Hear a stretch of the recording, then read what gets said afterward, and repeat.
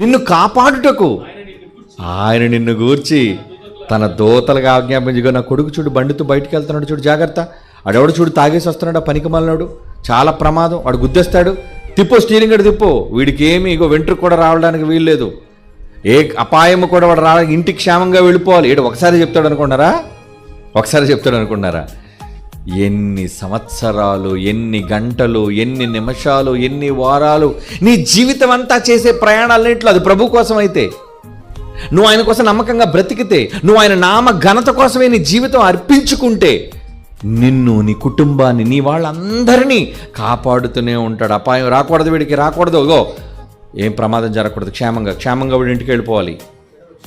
7వ వచనం, నీ పక్కన 1000 మంది పడిపోయారట, నీ కుడి పక్కన 10,000 మంది పడిపోయారట. అబ్బా, అంటే ఎంతమంది ఇన్ని ప్రమాదాల్లో పడిపోతున్నా అపాయం నీ దగ్గరికి రానివ్వడటండి, రానివ్వడు.